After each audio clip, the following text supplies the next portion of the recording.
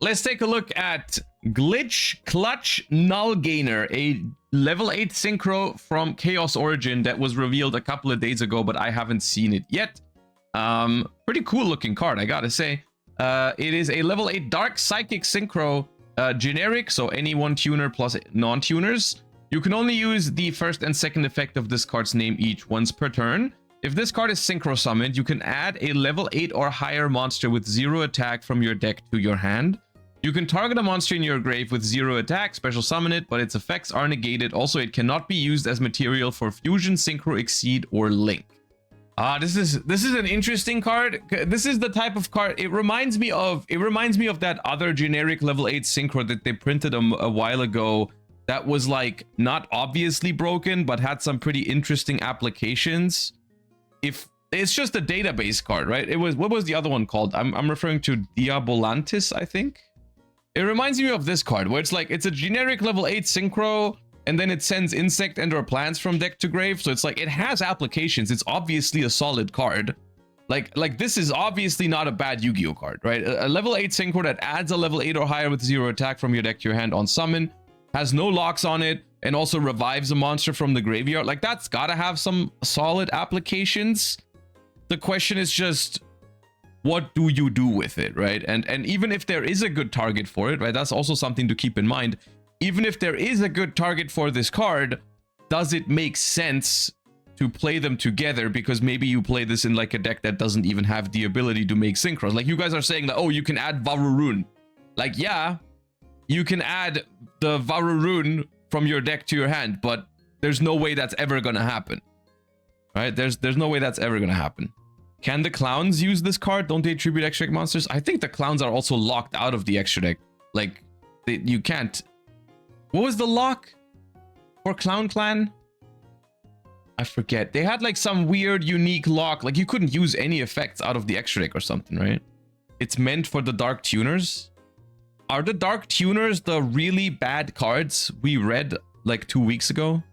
Like the really, really bad cards? Yes? Okay. Yeah, I have a hard time evaluating this card right now because I'm not quite sure what to do with it. Like, I'm not sure, like any of the examples that I can think of, the card doesn't really make sense. Like the first search target I thought of was Yubel, like Yubel stuff, right? But like in Yubel, you're not going to make a level 8 synchro to search one of the Yubel monsters. That doesn't really make sense. That's not worth any... Like, the investment is never worth the payoff, because adding a Yubel is not that crazy. Also, you cannot search Ra's Fear Mode with this, because Ra's Fear Mode is question mark attack and not 0 attack. Those are different in Yu-Gi-Oh! You cannot add the Sphere Mode with this, which, even if you could, it wouldn't be good, because... if you're breaking a board, there's no point in adding Ra's Fear Mode at the end of your combo. Like, there's no way. This card does nothing at the moment, but it's set to be good with the right cards. That's how I would feel about it. I think it is very similar in that sense to this card, where like you read it, you can't think of anything obviously broken to do with it. But if there's ever a deck that makes use of the card, then it's gonna be really good in it, right? Like, also the second effect is a little weird, right? Because you summon a monster with 0 attack, negate its effects, and it can't be used as a material for Fusion, Synchro, Exceed, or Link, which basically means you can only tribute it, right? You can only tribute it for like, you can tribute it for a ritual summon, or you can tribute it for like a tribute summon, or any other like thing, but you don't really have an obvious use case for this, right? Especially in the decks that we've been mentioning right now. It's like it's a little awkward. Or destroy it in the case of Yubel. Right, okay, yeah, if you were to revive a Yubel monster with this, you could then destroy it with like Nightmare Throne, or no, Nightmare Pain is the one that destroys. Yeah, sure. Habakiri contributed. It's not wrong. It's not wrong. Yeah, okay, well, we start with a weird one because it's hard to evaluate. It's not a bad card, but I also don't really see it being used in the near future, but maybe I'm wrong. Okay, and then we have this card here, which I think was announced yesterday, which is a new Pendulum monster from Chaos Origin. Ray Rage, the Twilight Fiend.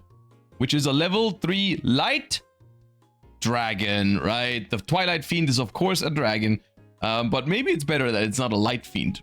Just saying. 1000 attack, 1500 defense, pendulum scale of 1. Pendulum effect, you can only use the pendulum effect of this card's name once per turn. If a pendulum monster you control will be destroyed by an opponent's card effect, you can destroy this card instead of one of those monsters. Monster effect, you can only use the first and second effect of this card's name each once per turn. If this card's in your hand, you can target a pendulum you control, place it in your pendulum zone, but you cannot activate its pendulum effects this turn. If you do, special summon this card. Quick effect, you contribute this card, target a card in your pendulum zone. It cannot be destroyed by your opponent's card effects this turn. This card, legitimately, and I don't think I'm exaggerating, this card could have been printed in the literal first pendulum structure deck in the end of 2014 or the beginning of 2015. They could have printed this card, and it would have seen 0 competitive play until today. This card is 11 years late, 12 years late for Pendulum, and still would never have seen any play. I have no idea what the point of this card is, genuinely. Yeah. Nah. I don't know what this means. Nah, you play this in your 2016 Kirin Slop deck? There's no way. Nah, there's no way. It does nothing. It's a vanilla. No, it's genuine. It's a vanilla. It's a low scale. That doesn't matter. We had low scales with effects back then already. There was like stuff like Magical Abductor and whatever. Like there were low scales with effects. I don't think we have to lose more brain cells over this. I think this is pretty bad. They like to mock pendulum players by repeatedly releasing these useless pendulums. Yeah, I don't know. I mean, pendulum is in a very weird spot where I feel like the only way to make good pendulum support, like well-received pendulum support these days, is if you make an archetype that is centered around the pendulum mechanic, but still like contained within its own archetype, if that makes sense, right? Like I feel like the problem with the pendulum mechanic is that it's a giga generic mechanic. Like in theory, every pendulum monster that doesn't have a specific lock on it just goes into one deck, which is like pendulum. It's literally pendulum slop these days, right? Like the pendulum combo is it's just all the good pendulum cards in one place, and it does some really crazy shit, and no one likes playing against it, which is basically the problem with just new pendulum support. Is like pendulum is made to be slop, right? The pendulum mechanic is basically inviting you to just play all of them in the same deck. Which is not what people like, I think. At least I don't. I mean, maybe some other people like it for that, but it makes it really complicated to make good generic pendulum support, or rather, I guess they maybe don't want to do that. DDD players disagree. No, DDD is different. Like DDD is a combo pile, but DDD is at least somewhat contained within its own archetype, right? Because DDD doesn't lock you into like pendulums. DDD locks you into DDDs for the most part, right? Like it's a combo pile, but it is not like mixing 15 different engines into the deck, right? You are playing a DDD deck at least. You can argue whether the DDD playstyle is healthy or not, but that's a different question, right? That has nothing to do with the thing that I just mentioned. Start your summer in spring. Chaos Origin. Oh, is it finally the next season time? Ah, it is. Okay. Summer. All right, so the only one that we've had out of these so far is spring. I would assume we also are working with season counters then. Field spell card. Once per turn, you can place season counters on this card equal to the number of your opponent's unused main monster zones. Once per turn, when your monster declares an attack, you can inflict 400 damage to your opponent for each season counter on this card and spring in your graveyard. Once per turn, during your opponent's end phase, you can place a field spell that you can place a season counter on from your hand or deck face up on your field, and if you do, place this card's season counters on it, but neither player can activate its effects this turn. And we don't have to waste too much time on that one, right? Like, this is just another pack filler, just like spring was. It is fun that they are doing them, like, that they're doing all of them now, apparently, at some point, but this is not, like, a functioning concept, right? What was... Spring was, like... Spring was like boosting the attack points of your monsters or something. Spring was Choose any number of your unused main monster zones. If you do, place that number of season counters. Those zones can't be used.